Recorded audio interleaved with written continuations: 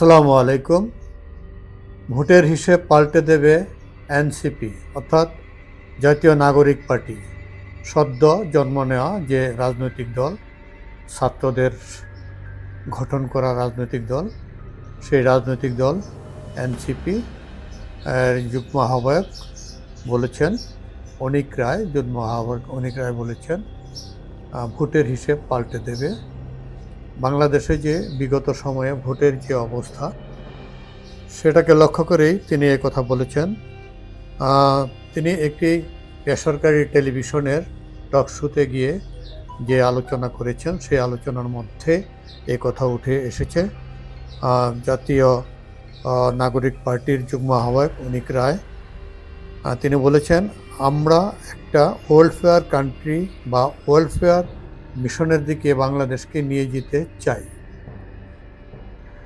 শক্তিশালী অর্থনৈতিক ব্যবস্থা যার মাধ্যমে স্বাধীনতার 53 বছরে আমাদের রাজনৈতিক, সামাজিক, সাংস্কৃতিক, সাংবিধানিক প্রতিষ্ঠানগুলো ধসে পড়েছে, সেটাকে আমরা আবার পুনর্গঠন করতে চাই।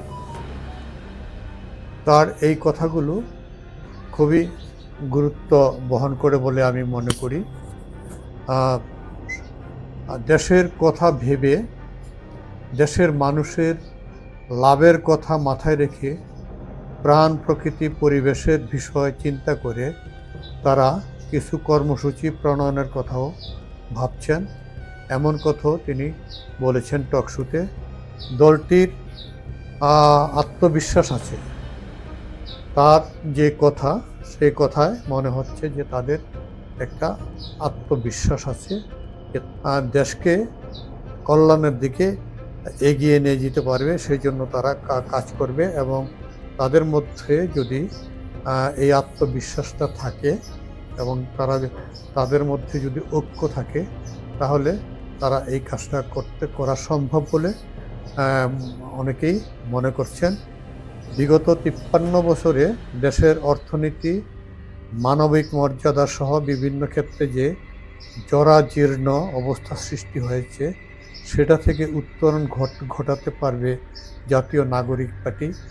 এটা ইতিমধ্যেই বাংলাদেশের যে যারা চিন্তাবিদ, বুদ্ধিজীবী, তাদের অনেকের মধ্যে এই বিষয়টা একটু মাথায় এসেছে। এবং এই ছাত্র সমাজ, তরুণ সমাজ, তারা যে তরুণরাই পারে সব কিছু এগিয়ে নিয়ে যেতে, এই কারণে এবং তাদের যে মেধা, সেই মেধা যদি কাজে লাগাতে পারে সঠিকভাবে, তাহলে তারা দেশটিকে পুনর্গঠনের কাজে খুব এগিয়ে যেতে পারে। তবে কাজটি যে খুব সহজ তা কিন্তু নয়, কাজটি অনেক কঠিন কাজ।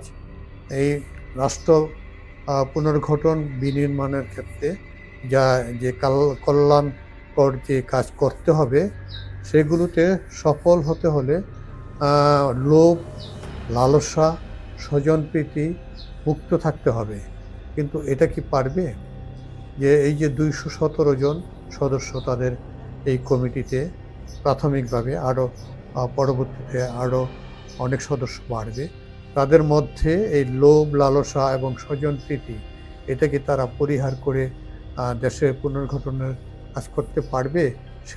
সেটা নিয়ে একটা চিন্তার বিষয় রয়েছে। সেটা কেউ কেউ আশঙ্কা প্রকাশ করছে যে বিগত 53 বছরে যে সরকারই এসেছে, সরকারের যে মন্ত্রী, এমপি এবং সচিব যারা ছিল এবং গুরুত্বপূর্ণ জায়গায় যারা কাজ করেছে, দেশ বিনির্মাণের জন্য যাদের ভূমিকা ছিল, তাদের যে মানে লোভ, লালসা এবং অর্থ উপার্জনের যে একটা ছিল, মানসিকতা ছিল, সেই মানসিকতা আবার তাদের মধ্যে যে এই প্রজন্মের মধ্যে যে পেয়ে বসবে না, এমন তো নয়।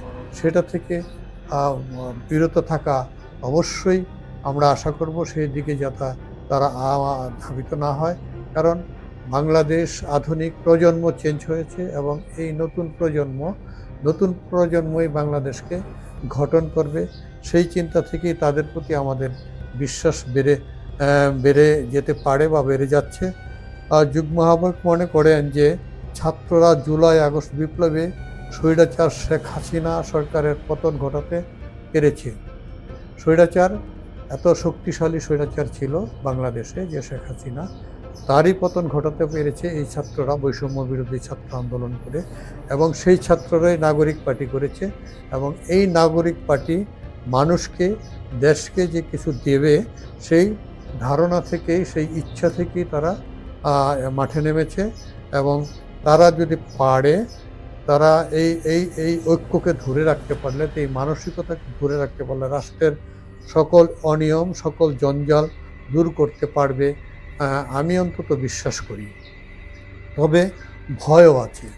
তাদের ভেতরে অসততা ঢুকে গেলে বাংলাদেশের অবস্থা যেই লাউ সেই কদুই হয়ে থাকবে।